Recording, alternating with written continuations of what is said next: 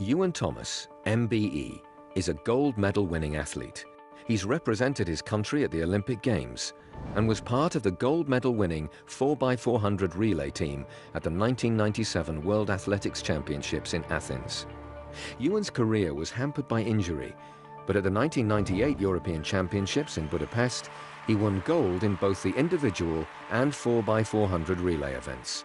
And he remains the UK and Commonwealth 400-metre record holder. So what is it that took Ewan to the top of his game? Richard Bandler uncovers the secrets of his success. One of the things I've discovered about many successful people is they're hard to satisfy. That's part of what propels them forward.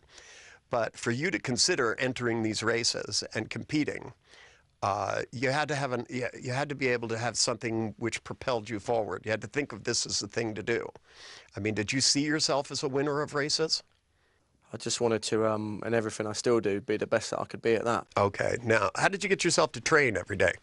Well, when I was at uni, I went to the Commonwealth Games off very little training, if I'm honest. I was a typical student, going out too much and telling my coach I was training like 3 times a week, but I was training once a week. I ran a time of 45.9, which I didn't make the final, but I went away and I actually gave myself a stiff talking to, because I thought, if I can honestly run that kind of time off very little training, what could I actually really do if I pushed it? So when you gave yourself a good talking to, yeah, you have this again, inspirational voice that looked at something which could be called not doing well, instead said, you know, well, I didn't really train, man. Really, if I applied myself, how much better could I do?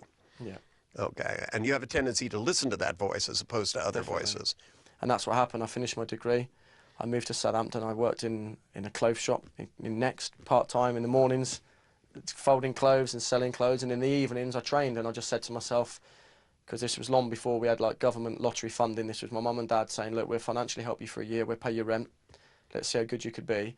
And I just, through respect to my parents, I just trained my heart out every night, to the point that maybe I was sick most training sessions, just to see how good I could be. And that year I just had a breakthrough. Did you keep thinking about winning when you were training? I just remember words that people had said to me on the way, like a guy called Dan I used to train with, the best 400-metre runner in my event before me, Roger Black, used to train with my coach before. And this guy, Dan, said, look, you've run 45.9 off nothing. If you train, within a couple of years, you could be the British record holder.